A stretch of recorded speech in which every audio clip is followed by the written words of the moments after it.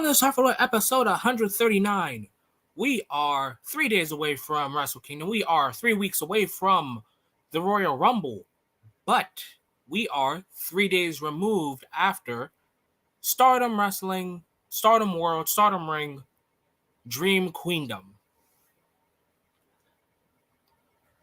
Now, the last video you guys saw was a predictions video, so naturally,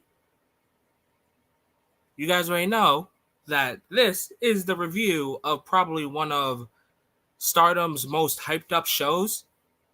But before all that, introductions will always be a must. I'm Enigma V4.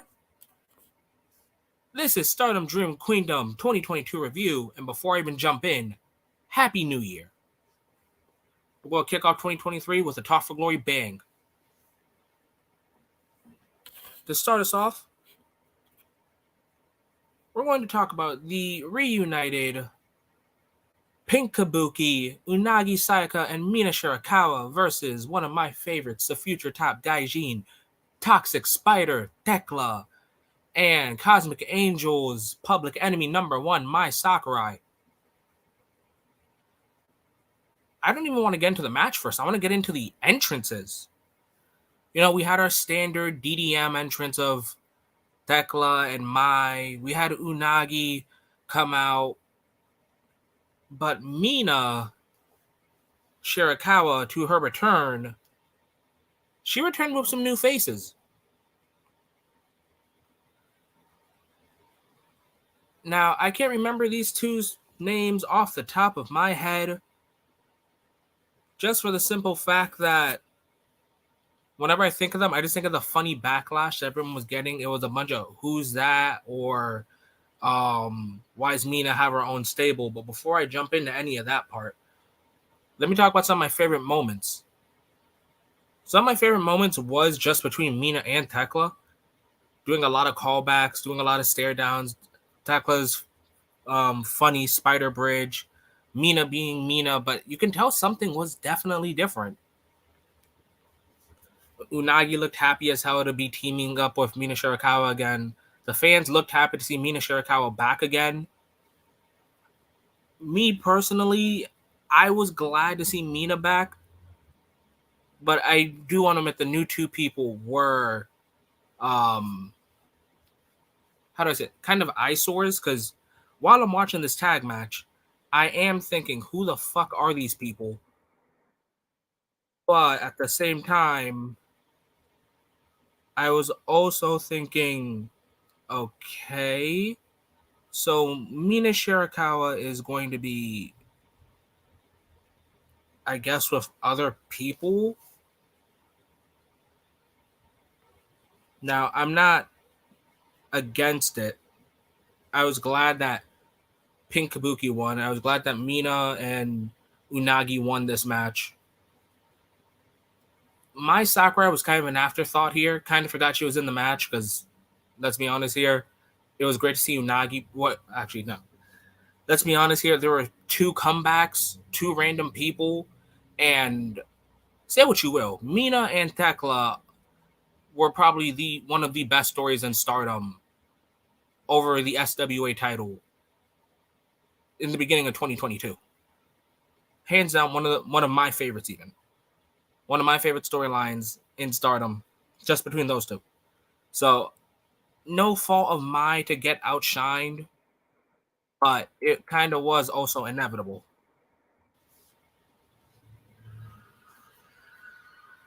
But let's talk about the aftermath of this. And that is,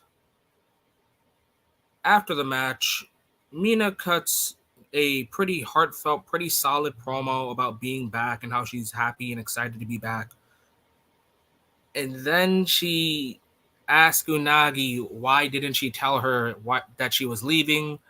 Why didn't they speak or anything like that? And before Unagi can utter a word, Mina just starts wailing on her. And I was kind of confused about it, especially because I myself am a good Pink Kabuki fan. I like the team of Mina and Unagi. I always like the original three of Cosmic Angels. I do like colors. I'm fine with Natsupoi in the group.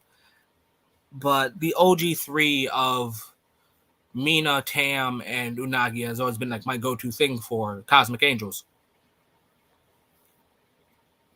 But when I saw this and Mina now announcing two things, one, her and Pink Kabuki are now over, meaning that they will never tag again.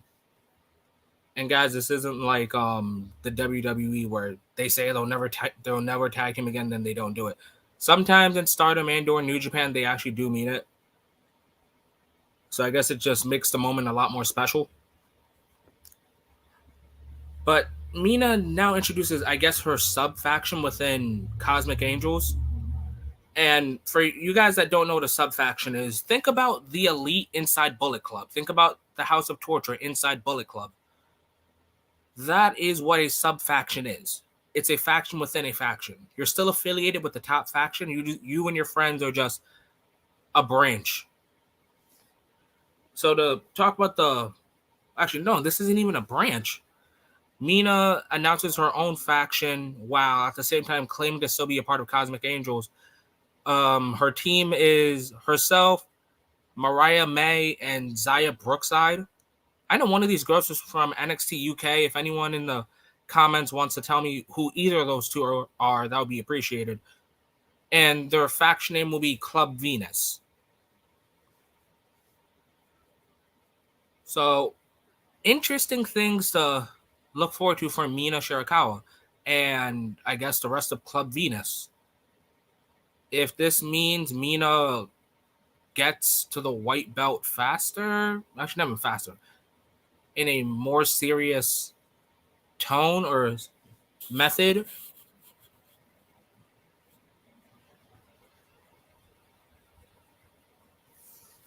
JC, what's up, man? Zaya is Robbie Brookside's daughter, worked in NXT UK. Okay, thank you. Because I've been wondering for the last 2-3 days, who the fuck is this person? Appreciate that, man. But also, welcome to Talk for Glory. You know, we've talked on Twitter, TikTok, etc. But first time here on Talk for Glory, welcome. Even if it's a comment section. But back to what I was saying. So I'm interested to see how this sub faction goes. Like Mina said, her herself is Cosmic Angels, but Mariah and Zaya are not.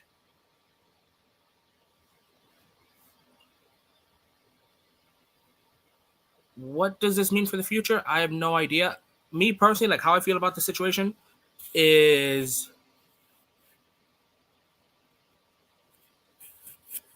how do I say this? All right, so Mina had a tragic accident in her match against Saya Kamitani. I'm not going to go into detail. You guys want to go look for that clip, go for it. And I remember watching that match and thinking to myself, this is the best comeback story ever if they do it right. Mina was looking presentable. Mind you guys, Mina Shirakawa is not a leader in Cosmic. That's Tam Nakano. But to see Mina win the white belt after a comeback story, that would have been great. And I always thought there is no way in hell you can botch a comeback story unless you do a comeback story and then they just go into the lower mid card. And I guess watching that tag match, I now realize there's another way for you to ruin a comeback story. It's turning them heel. I honestly believe that Mina Shirakawa would have been the biggest babyface in Stardom in 2023 if she just came back a face, won the Cinderella tournament, which is the New Japan Cup / King of the Ring for Stardom, and she would have challenged for the white belt at the show after the Cinderella tournament. I think it's Stardom World Climax, but yeah, like that would have been, that's my booking. That's how I'm getting Mina Shirakawa to be the biggest babyface, bigger than even Saya Kamitani. Like Saya Kamitani would be a default heel if she got placed with ultimate babyface Mina. But that's everything I have for this match. Sad to see Pink Kabuki go. Mai's an afterthought. Thekla's the next SWA champion, 2-time. And looking forward to Club Venus. Next match is Mayu's Therapy. And what I mean by that is this is a 3v3 focusing on the entire Stars unit of Stardom icon, Mayu Iwatani. Peach Star, Momo Kogo. The other future next to Azumi, Hanan. Versus the Wildheart, Hazuki. The girl that loves bears that I can't get behind fully, Koguma. And the most jacked girl in all of women's wrestling, Sai Ida. All right, guys. So when I said that this is Mayu's Therapy, I wholeheartedly mean it. For you guys that don't know in the wrestling community, myself and others have made this running joke of Mayu always getting turned on, or there's always a problem in her faction. And just all of this means Mayu's going to need therapy. And Mayu, actually, you know, fuck it. I didn't want to do this rant on the Kairi versus Mayu rant, on the Mayu versus Kairi video. But I'll go down for everyone. Mayu Iwatani should be the IWGP Women's World Champion. Not Kairi. I love Kairi Sane, but Mayu stayed. Mayu stayed in Stardom. Mayu became Stardom. Mayu's the icon. I understand what's the real reason behind why Kairi won and why Mayu lost, etc., etc. But it's just like, that's the fan of me talking. So this 3v3 featuring everyone, I think is much needed for Mayu because she just starts wailing on whoever's tagged in. Momo Kogo, honestly, she's losing. Actually, no, she's not. Momo Kogo is becoming a lot more of one of my default babyface favorites for the simple fact of she doesn't really have a character outside of like smiling, kinda.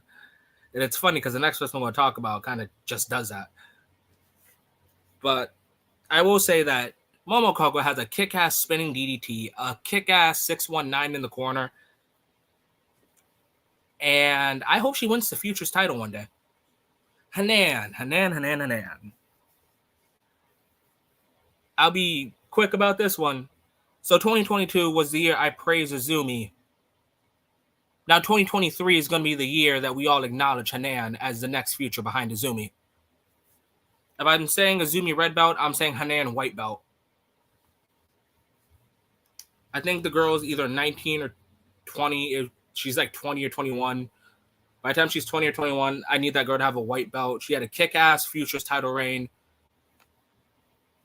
And I refuse to see her just fall down the card after that badass run.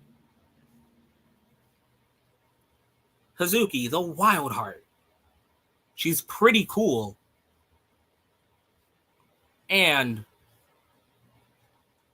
yeah, I'm just going to have to say this too. We really didn't get Azumi versus Hazuki. We really didn't get that. Why?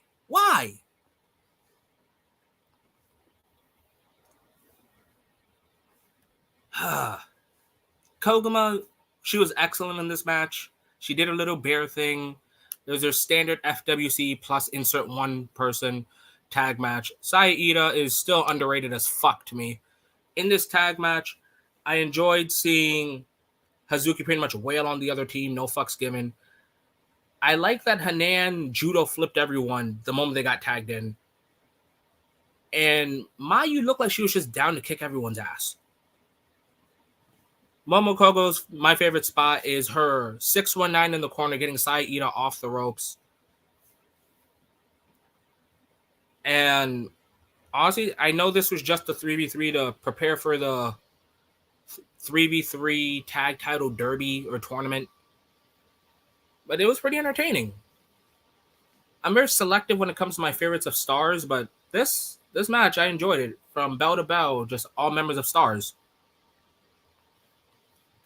On to our next match, and that features the New Eras, featuring the girl with the most powerful claps, Mirai. It is the future of Stardom champion, Ami Sure, versus the team that keeps getting robbed, My Hime, Maika, and Himika. Probably my only favorite parts of DDM, plus the leader. Versus BMI 2000, Natsuko Tora, and Raka. Yeah, this match was just, how do I say this? It was a heavy hitter. It was your standard. What would happen if all these girls face each other one-on-ones? It was a power match, basically. And I still think Raka is the one that benefits the most in this because she's so young. I will say I'm very glad that New Eras didn't win because Mirai and Ami have kept getting title matches, whether the challengers are FWC, which is Koguma and Hazuki, whether it's Meltier, which is Tam Nakano and Natsupoi. I can't remember if they challenged Black Desire, but if they did, I'm pretty sure Kid and Momo beat them too. But just god damn. Ami, focus on the Futures title. Mirai, fuck it, win Cinderella again. BMI 2000 is just a learning experience for Uraka. Now time to talk about the real favorites. And that is My Hime, the team that got robbed back in around 2020, 2021. Yeah, 2021. The team that got robbed in 2021, where Himika kept tagging with members of DDM, and finally she was like, you know what? My Hime is the team. They won the tag titles from B. Priestley and Konami. And then Julia is just like, hey, 2v2, you guys versus me and Shuri. 1, Shuri is the fucking Terminator. 2, it's Julia. Like, I know a lot of people, especially when I get to the main event of this card, love Julia. So My Hime was just set to fail. They were doomed from the start.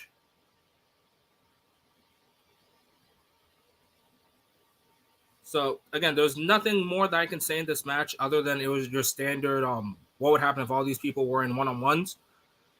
But congratulations to My Hime on getting the win here. Also, in the last match, congrats Mayu, Momo, and Hanan on getting that W. But yeah, congrats on My Hime getting the W in their match. I do think that, well, I'm hoping that they finally get the tag titles off of the people that actually want it when I'm going to get to them. I'm going to get to them. All right. Next is...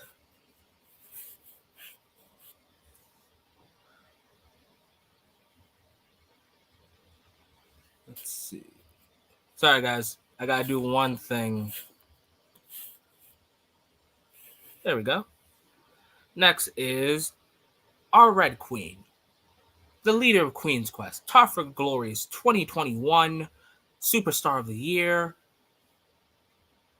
It is the cool, royal, beautiful Utami Hayashishita versus, a lot of you guys know her, one half of the Kabuki Warriors, the first ever IWGP Women's Champion, a former NXT Women's Champion, former WWE Women's Tag Team Champion, the Pirate Princess, Kairi. Not Kairi Sane, not Kairi Hojo. She is just going by Kairi.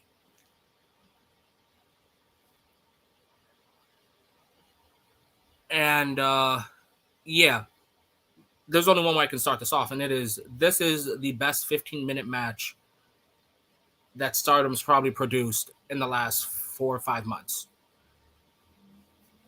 Do I think they should have gone for 30? Hell no. If anything, giving Utami less time than her big match moments is the perfect setting. I don't like Utami in 20, 25-minute matches.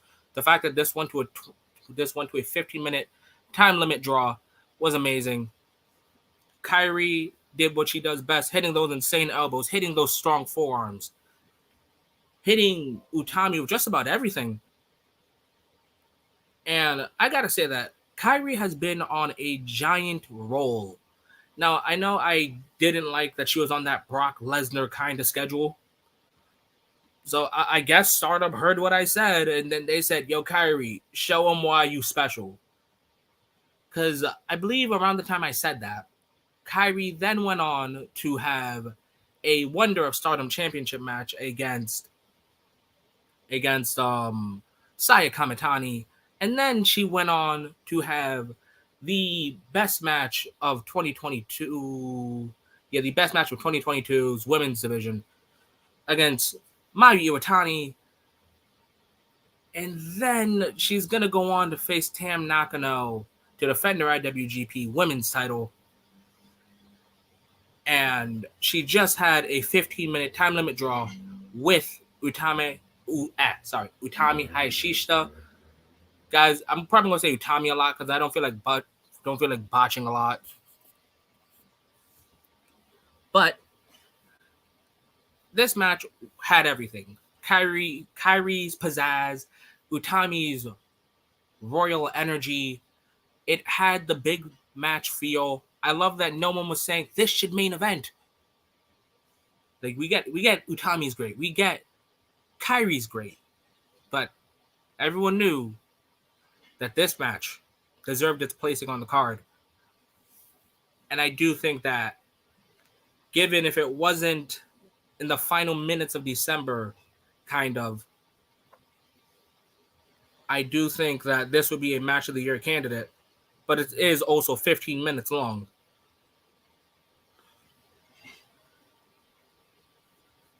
Some of my favorite moments in this was the insane elbow, was Utami slamming Kyrie with a lot more force than we're normally given. And I'm hoping 2023 is a better year for Utami because 2022 was not her year, despite what anyone says.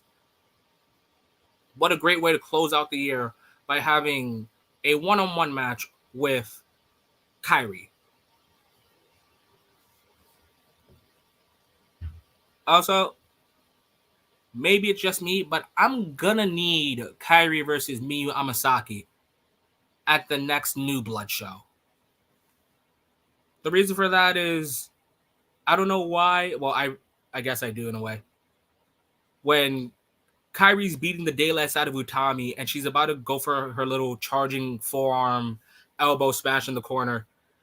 This is, I think it's Utami on the ring post, and Kyrie just runs up or walks up in between like the fans because there's just a guardrail. And I guess she was trying to get a good running head start. And then here comes Miyu Amasaki protecting Utami. So I'm kind of going to need Miyu versus Kyrie. Am I sending Kyrie to a... Not Kyrie. Am I sending... oh my God, I'm going to say Mayu. Am I sending Miyu? There we go. Am I sending Miyu to the slaughterhouse? No, I am not. Remember, guys, Miyu Amasaki has faced the likes of Julia, Tam Nakano, Utami. I don't think she's Kyrie's level, but I think Miyu can learn a hell of a lot from the Pirate Princess, Kyrie. But back to what I was saying, this match went to a 15 time limit draw. There was a funny little stipulation that the loser wouldn't have their entrance, so no music, no robe from Utami, no pirate outfit from Kyrie, none of that. But this went to a time limit draw, so I guess both of them get to keep their stuff. So yes, guys, we will be getting we will be getting Kyrie versus Tam Nakano in her full Pirate Princess or Kabuki Warrior gear at Wrestle Kingdom. All right, and our next match is for the Trios titles, the Artists of Stardom Championships. It is Prominence versus Oedo Ties. It is Starlight Kid, Momo Watanabe, and Saki Kashima versus Prominence, Risa Sera, Suzu Suzuki, Hiragi Kurumi.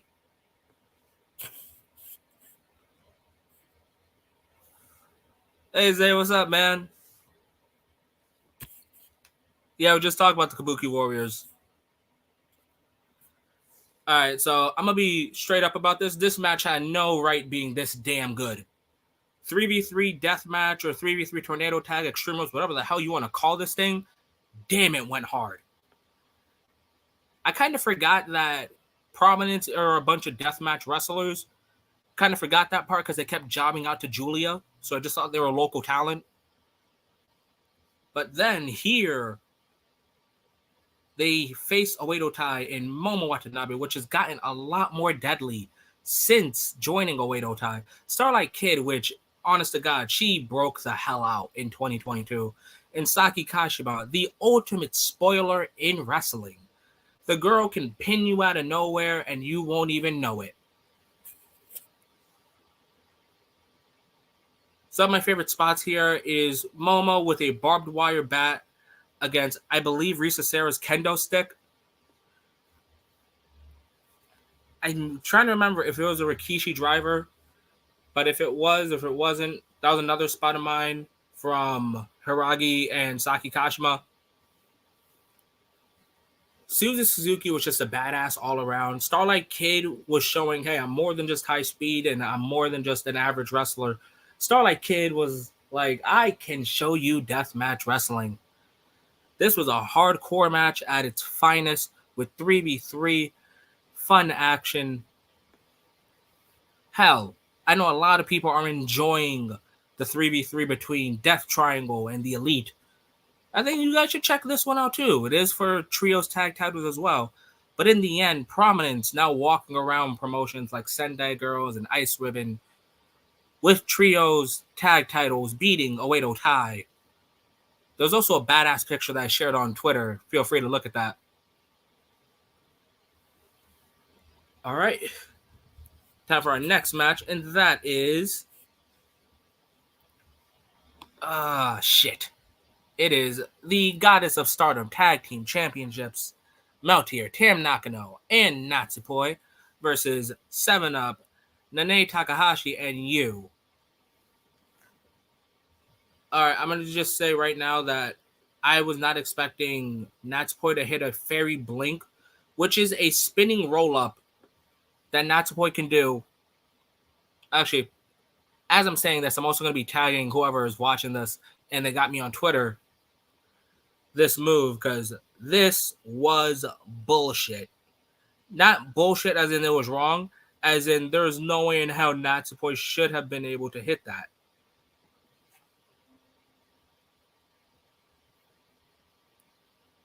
Sorry, guys. I'm right now looking for the clip.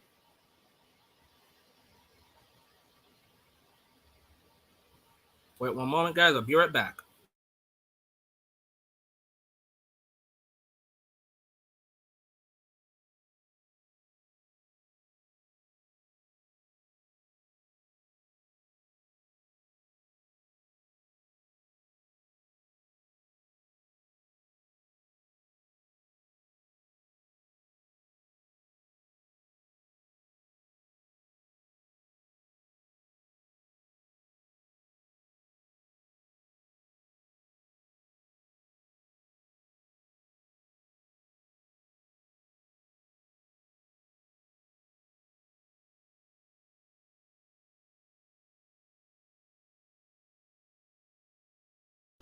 Sorry about that, guys. There was a car passing by. You guys are in a loud-ass New York City. But, yeah, seeing Natsupoi hit that fairy blink had me think, damn, they're gonna retain. Finally, let's go. Because as you guys all know, I was not a fan of 7-Up winning the Goddess of Stardom Tag League and the Goddess of Stardom Tag titles. But congratulations to them on winning the tag titles. Takahashi is inserting passion and fire into Stardom because she is the first ever World of Stardom champion. Do I think she needs more success? Hell no. To me, Takahashi coming back, winning Tag League, then winning the tag titles is but a lesser version of Brock Lesnar winning the Rumble than main event in WrestleMania. because Nene is kind of a part-timer, and I don't need all that success going to a part-timer.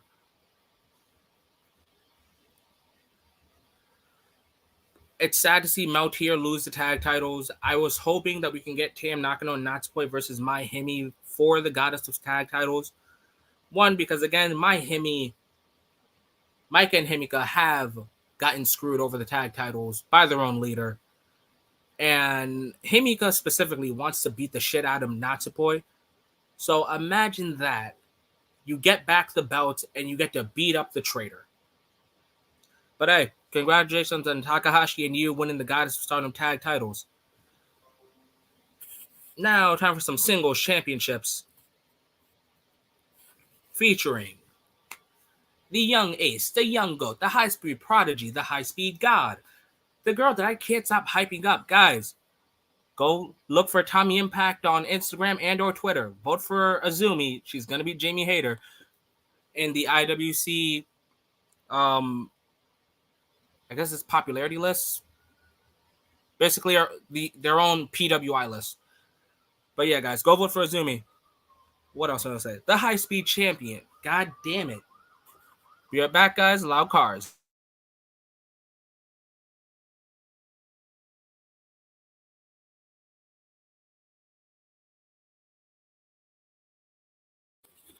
Okay, there we go. But yeah, everything I've said and more.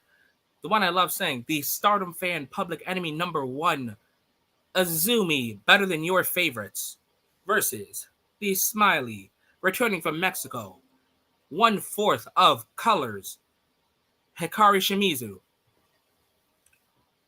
And all I gotta say is, yeah, Hikari is definitely high speed.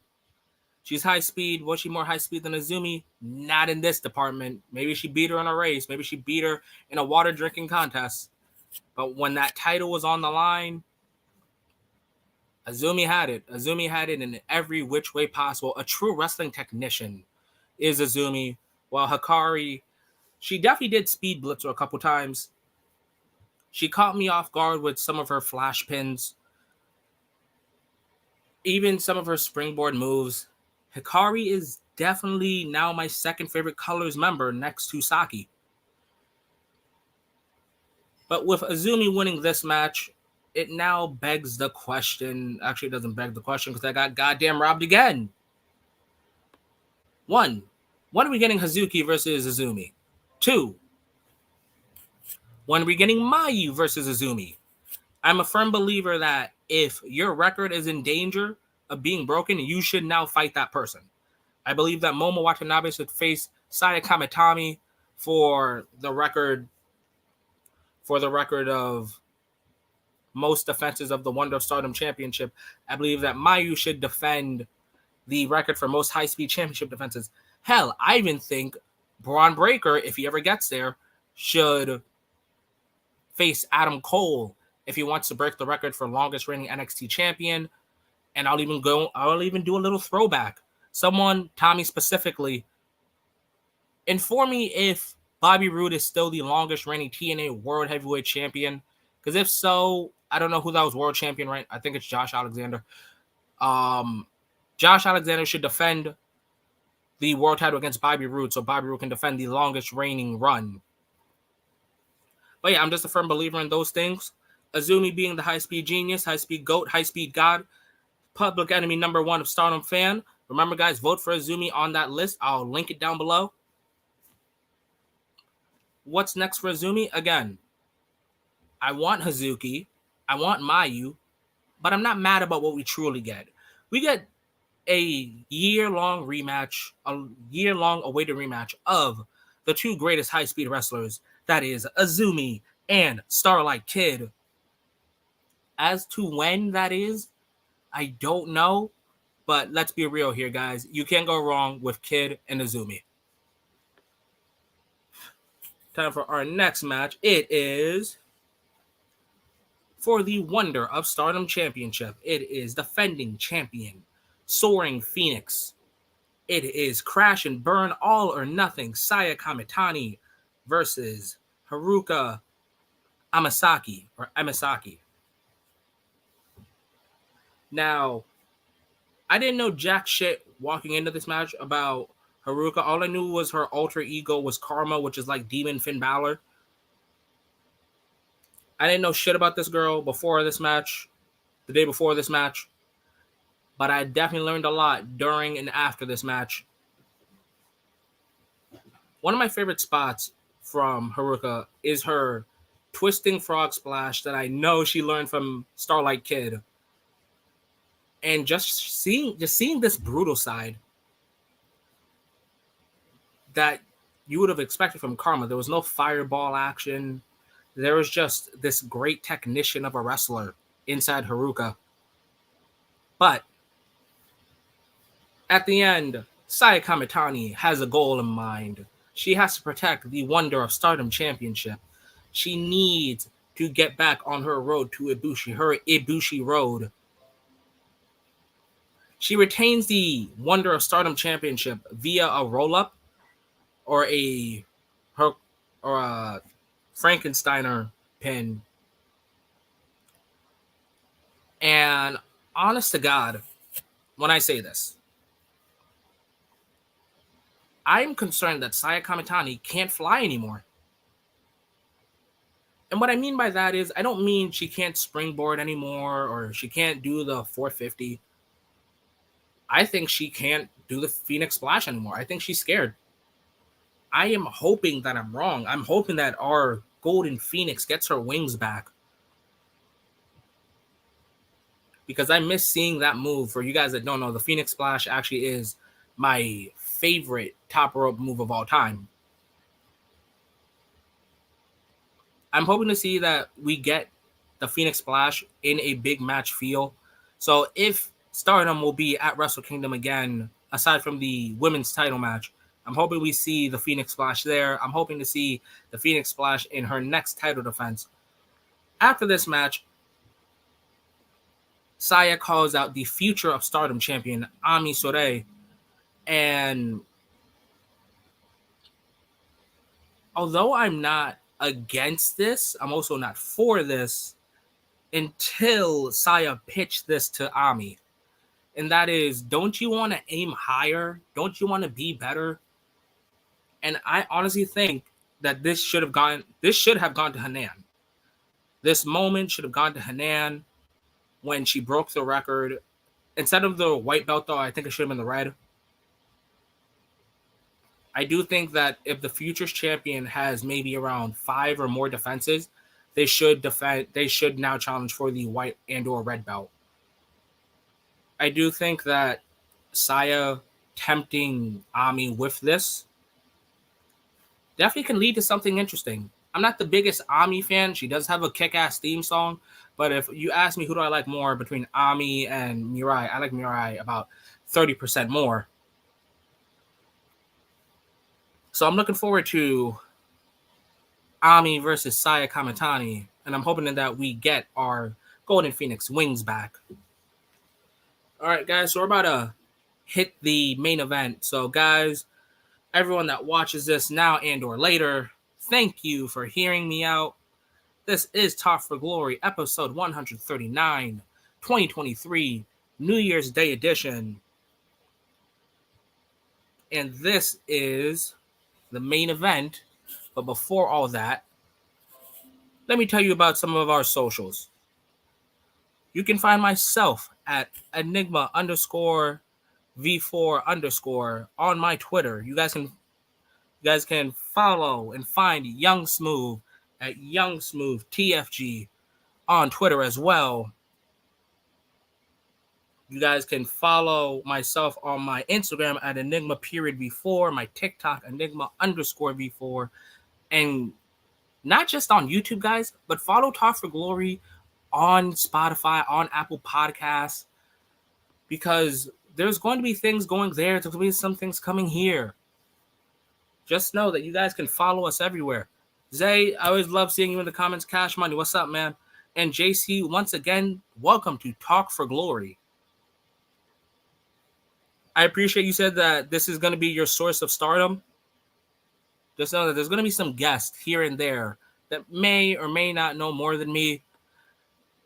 Just know that Talk for Glory ain't against having guests. And that's for all companies, whether it's Stardom, WWE, New Japan. Just we ain't against it.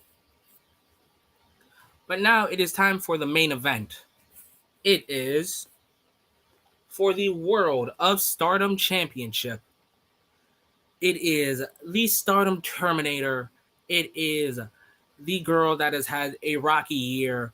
It is Shuri versus the girl that has captured the eyes of millions in under 24 hours. It is one of the most protected girls in Stardom history. It is someone that I know so many people that just love Julia. This match, honest to God, was the best Stardom match on the card. Not for the storyline, but because of the callbacks that were in this match. Stardom is very much like New Japan when it comes to factions. This has to be not my highlight of that match, not my highlight of that card, that show, that pay-per-view. This spot that I'm about to say is my highlight of 2022. With 3 days left of 2022, this made it.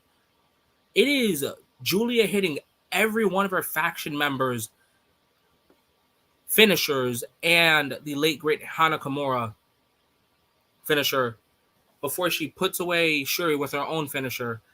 It is Shuri pretty much almost knocking out Julia. My favorite spot from Shuri is that pile driver that she gives Julia on the announce table.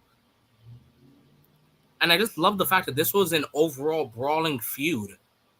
This was just pent up emotions. It was a story, a long 1 year story. For you guys that probably forgot that 2022, Shuri and Julia entered this year as tag team champions. So imagine that you close out the year facing each other for the most important title in your promotion. Shuri versus Julia isn't my number one match. That's going to be announced for when we do the awards. But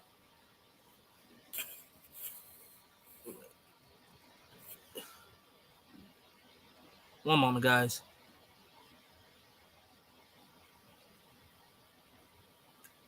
Okay. But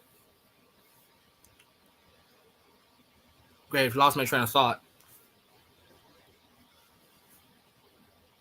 Oh, now I remember. This match has had so much story, so much depth to it, that I wouldn't mind seeing this a third time. I want to say the score is 1-1-1 because I remember that they tied the first time they ever fought, and then the second time Shuri won, and then this will be the third, so they're 1-1-1.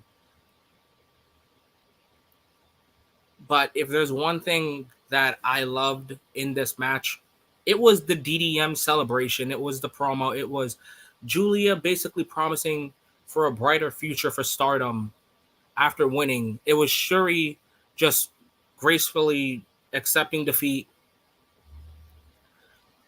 It was everything in this match that culminated from January to December. I highly, highly, highly recommend that anyone that watches this watches Shuri versus Julia, however you can find it. This is probably, well, it can't be my 2023, but it is definitely in my top 10 for 2022. Maybe even top 5. But with that all said, thank you everyone that watched this, listened to this.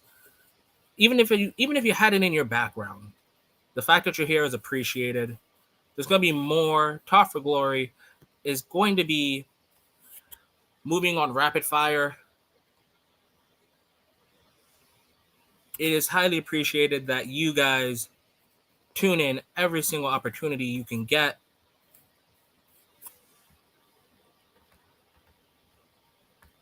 What? Yeah, I was going to say. So, guys, one last time, my socials, Young Smooth socials. You guys can follow him at Young Smooth TFG on Twitter. You guys can follow me on Enigma_V4_. Listen, follow my Instagram, Enigma period before. You guys can follow myself on TikTok at Enigma underscore before.